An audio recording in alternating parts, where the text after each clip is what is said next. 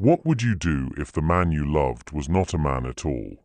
What if the perfect wedding, the perfect dress, the perfect life was all a trap? Rebecca thought she had found her soulmate.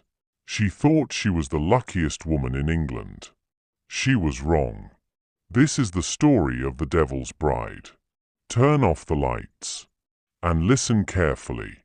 Rebecca Turner was 29 years old, a primary school teacher from Bristol. She was kind, gentle, and had almost given up on finding love. Then one rainy November evening a man walked in. He was tall, dark-haired, impossibly handsome. He sat down across from her without being invited and smiled. His name was Adrian Cole. Rebecca felt something she had never felt before. Not just attraction. Something deeper. Something that felt almost like being pulled. Like a hook behind her heart. They talked for 6 hours that first night. He knew everything about her. Her favorite books, her childhood memories, her deepest fears. It felt like he had known her forever. Like he had been waiting for her. Adrian was perfect. Too perfect. He never argued. Never raised his voice. He sent flowers every morning. Within 3 months he had proposed with a ring unlike anything ever seen. The stone was deep red, not a ruby, something darker. Something that seemed to shift and move when the light hit it. Sarah didn't like Adrian. She couldn't explain why. There's something about his eyes, Sarah told Rebecca. They're too still. Like he's watching you. Always watching. Rebecca laughed it off. She was in love. She stopped seeing Sarah after that. The wedding was set for the 31st of October. Adrian had insisted on the date. The venue was an old Gothic church on the outskirts of Bristol, deconsecrated in 1987. On the morning of the wedding, Rebecca stood before her mirror. White silk. Long veil. She looked beautiful. But her reflection was smiling. She was not smiling. She hadn't moved her face. The reflection was grinning, wider and wider, until the smile was too wide to be human.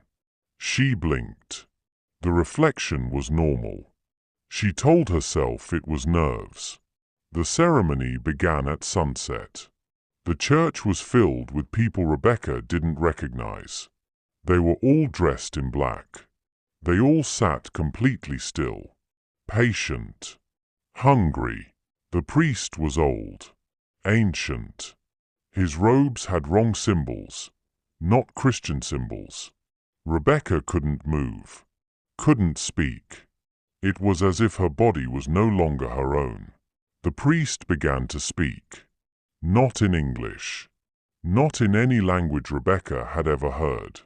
The temperature dropped sharply. The candles burned black. Adrian turned to look at her, and for just one moment, his eyes were not human. They were gold. Burning gold. With vertical pupils like a cat. Or something older. The church door burst open. Sarah stood breathless, clutching a wooden cross. She screamed, "Rebecca, run! He is not human. I found out what he is. Run!" The congregation turned to Sarah all at once, like a single organism. And they smiled. The same smile. Too wide. Too still. Adrian's grip on Rebecca's wrist was ice cold. Inhuman. Rebecca felt the fog clear. She saw it, behind the handsome face, something ancient. Something hungry. Something that had been waiting for exactly this moment. She pulled her hand free and ran. Sarah grabbed Rebecca's hand at the door. They burst into the cold October night. Behind them the doors slammed shut.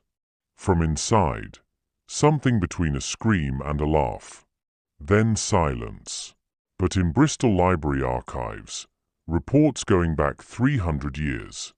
Different names. different faces, but always the same story. A charming stranger. A Halloween wedding. A bride never seen again. The last case was 1987. Margaret Ellis. She walked into that church on Halloween night and never walked out. That was the year the church was deconsecrated. Rebecca never went back to Bristol.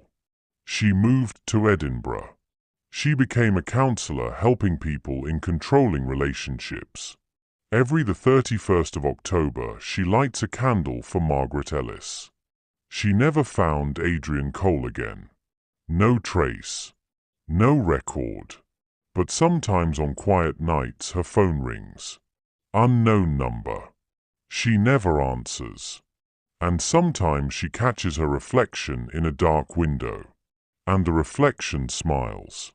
Just a moment too long. They say the devil doesn't come with horns. He comes with the perfect smile. The perfect words.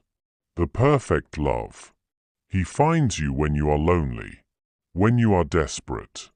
Be careful who you fall in love with. Be careful who finds